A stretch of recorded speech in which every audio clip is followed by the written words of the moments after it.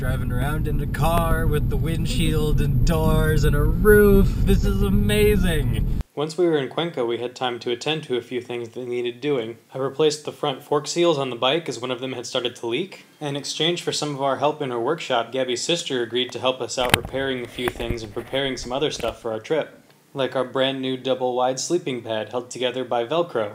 Oh, and here's a fun fact. If you have two of the same kind of sleeping bag, you can zip them together to create a giant double-sized sleeping bag. Last year we tried every single local brewery we could find in Cuenca, and they were all horrible. They were bad, like the worst, some of the worst beer I've ever had. So, this year there's a new one. We're gonna try it right now, and hopefully it's better. It's not better. But I'm still gonna drink it. You have to. But fortunately, what Cuenca lacks in a local beer scene, it certainly makes up for in the local food scene. The markets are mouth-wateringly spectacular and full of brand new kinds of food that I've never seen before, including a choccha, a delicious relative of the cucumber, and mayoko, a tuber kind of like a potato, but not really. Nom nom nom nom nom. We are hosting the video of Matt. Oh. Yay! I forgot to start it. Oh no! Now it's going. Hello! So today is what? The big day. The big day. Give us money to support our trip around South America. No. Call this number. We came to Cajas National Park to see some birds, but they're all hiding because it's freezing. But it's very beautiful here. I can't breathe. There's no air up here. Gabby, what's the elevation here? 3,700 meters. 3,700 meters, No, which more. is Almost 4,000, which is like 12,000 feet. We're gonna die here. No, it's a morning. Fortunately, we didn't die, and we got to see some llamas on the side of the road on the way home. And there's very few things that make me happier than seeing llamas walking down the road. One of those things is eating a giant, juicy rainbow trout plucked directly from the lagoon in front of the restaurant where it was served. In fact, it was so delicious I completely forgot to take any sort of picture of the meal, but here's some more fish to fill the space. I can safely say that so far on my trip, Cuenca is the most beautiful city I've seen. There are several emerald green river parks that run the length of the city, and there's tons of great street art spread around to keep things interesting. And on top of all that, the time we spent with Gabby's family and friends was absolutely incredible. But eventually it came time to load up all of our stuff on the motorcycle and head south once again. And after a long round of teary goodbyes, we were off on the next leg of our adventure. Our journey found us once again driving from emerald green mountaintops to desert valleys and back again, all within the space of a few hours. Around midday we encountered a human-powered banana train blocking the road, and in the afternoon we arrived at Bosque Petrificado Puyango with enough time to take a tour of the place. Here we found the stonified remains of ancient giant trees, of the same type that you can see in Arizona's Petrified Forest National Park. Here the trees are embedded in a limestone and lack the brilliant colors of the forest in Arizona, but the sheer size of these ancient massive logs is sufficiently impressive. Dancing flying caterpillar. We made our camp for the night at the visitor center, which conveniently enough had Wi-Fi, and then we proceeded to get rained on for the entire night, putting the waterproofness of our tent to the test. In the morning we found ourselves mostly dry, so we packed up our stuff and proceeded to head off. We had a very pleasant drive to the next little town, but when we went to look at our map, we realized we had left something behind. So why are we back at Puyango? Again. What happened? What happened? What did I do? You forgot the iPad. Where was it? In the bathroom. Yeah, in the bathroom.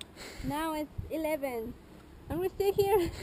But after that one minor kerfuffle, we had a mostly uneventful day, apart from the odd animal in the middle of the road. Crikey, look at the size of that one!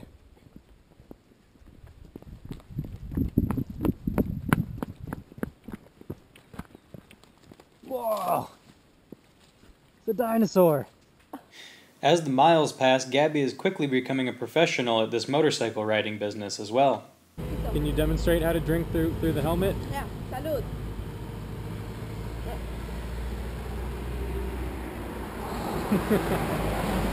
It's 2:52 and we're getting ready for our first border crossing together. Yay! Yay. Well, it took us a bit longer to cross from Ecuador into Peru, about an hour. And now it's about 4 o'clock. So we're in Peru. We have no idea where we're going to stay. As we headed down into the Peruvian lowlands, the landscape around us was becoming drier and drier, and the road was becoming increasingly full of animals that demanded my attention constantly. We spent that night with a very nice couple somewhere outside of Tambo Grande. Again, the next day we found the road increasingly full of animals and reckless human drivers.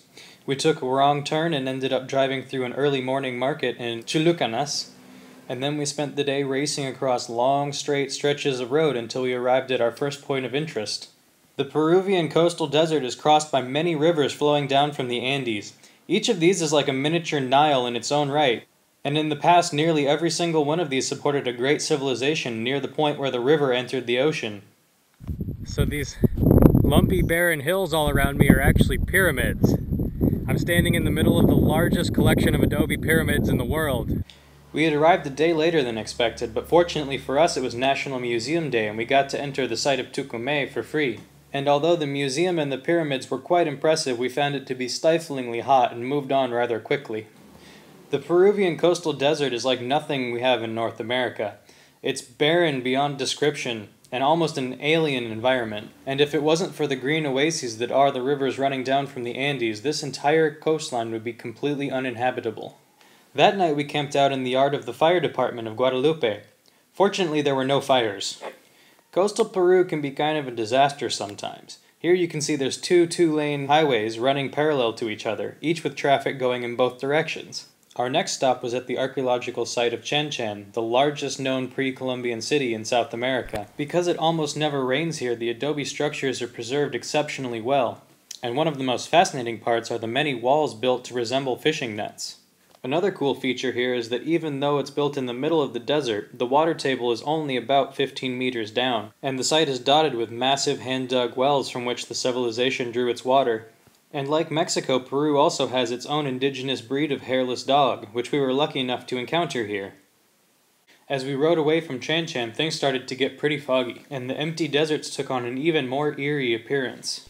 We stopped at a random roadside truck stop and had some gourmet ceviche, and then headed back out across the desert until we came to the archaeological site of Sechin, which, much like the others, is another wonderfully preserved site on the desert edges of a fertile river valley. Only this one has a wall made out of faces. And then we headed back out into the desert again to cover some more miles at high speed. You may be starting to see a pattern here. I have to advise you, if you're thinking about visiting Peru, and you don't have a nearly unhealthy love for long stretches of desert punctuated by archaeological sites, you should probably just skip the entire coast.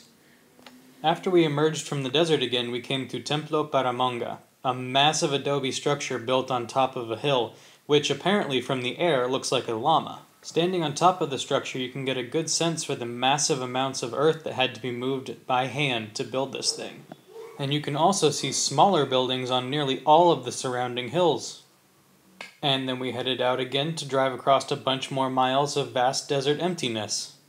When we arrived at the next river valley, we took a detour inland to see the oldest city in the Americas, which is located in a place that is apparently now primarily inhabited by goats. To get to the sacred city of Caral, we had to drive the motorcycle across a footbridge and then down a long and windy gravel road, but when we got there we found that it was totally worth it.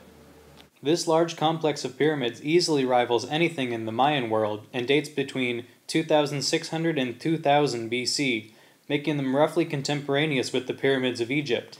And then, of course, after we saw the pyramids, we headed out back across the desert again. Outside of Lima, we met up with Aldo and Alma, the Peruvian couple that I had met on the ferry from Panama to Colombia. They graciously welcomed us into their home, and we took this opportunity to rest for a day, as driving across the deserts constantly had gotten quite tiring. If you've been paying attention, you can probably guess what comes next. But that's all for now. I'll see you guys next time.